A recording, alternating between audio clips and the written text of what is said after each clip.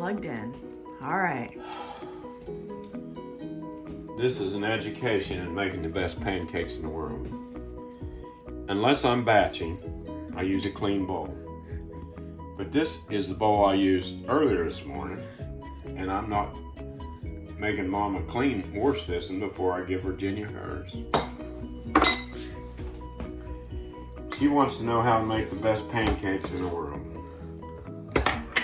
It's called fried buckwheat and buttermilk. Dipper. A very little bit of this, because I'm sure this is probably not good for you.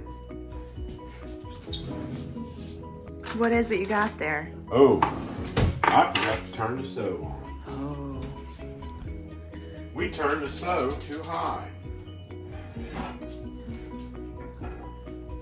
Because if that griddle don't turn butter brown when you put it on there, it ain't hot enough. This is baking powder. I figure it's not too good for you, so you don't want to put much. I don't know what it's for. They just always put that stuff in. Stuff that I've ate for the last 75 years. At least homemade stuff. Then I stir that up. As any good baker would. And I add the buttermilk. Now, like I said, this is actually fried buttermilk and buckwheat.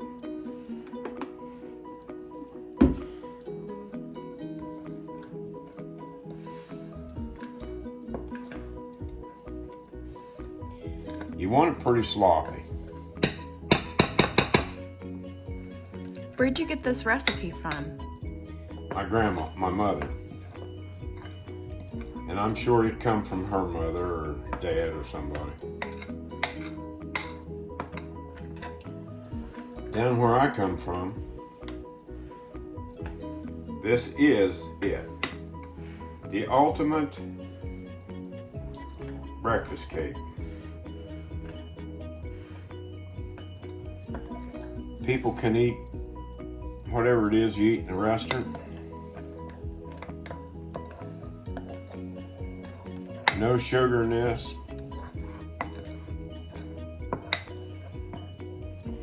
Probably if I had some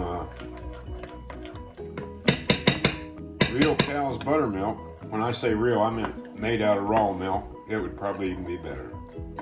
Okay, you see that? That's pretty wet, but we're gonna make it a little wetter. That's why it's called buckwheat and buttermilk. That's why it's called fried buttermilk and buckwheat, maybe. Use buckwheat for the thickener. Okay, see the smoke coming over here? Yep.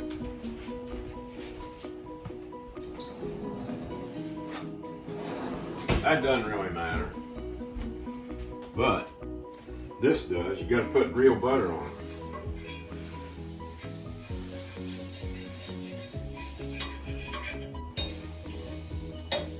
That's your fork to eat with.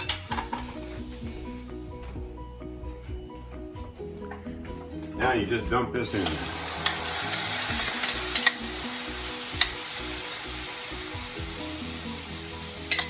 And you're gonna have the best cake in the West. Yes. How long have you been eating these buckwheat cakes for, Daddy? I just started on, I quit the sourdough here a while back. I probably ate them for 15 years in my later life. I ate this stuff when I was in my early life too.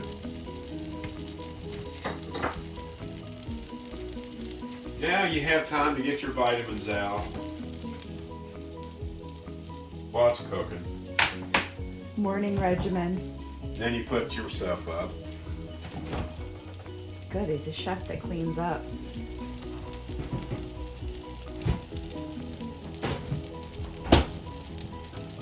I guess the sourdough ones, I didn't like to eat them anymore. kind of left me with a bad taste, but I think these are better for me right now at my stage in life.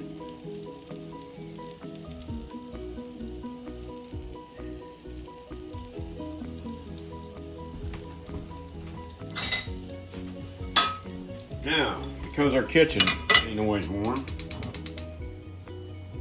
put your plate on and warm it up. Don't worry, my hands don't have any couch yet on them this morning. Now, takes 2 of these. Here's the moment. It's pretty soft.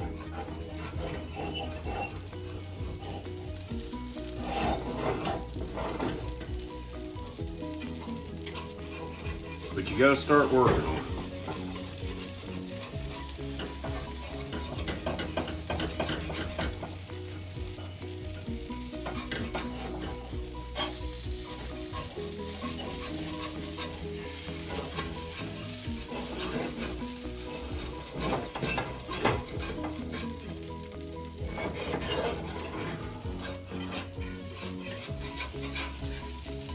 You do have to get that sucker loose. Chances are this will be a flop.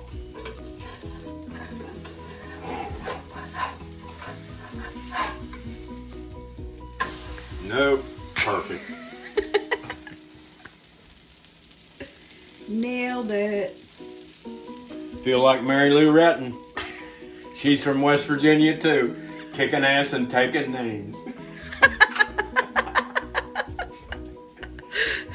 Okay. Here's another thing. See this butter that we haven't been supposed to eat now since 1950? Why haven't we been supposed to eat it? Not good for you, clogged good arteries. Do my arteries look clogged? This is one way of getting the butter. I like that butter all around because you got to taste that cow butter with it. Now you can put sweet stuff on it, but hell, what's the use doing that? What do you like to put on yours besides butter? Salt, Redmond salt.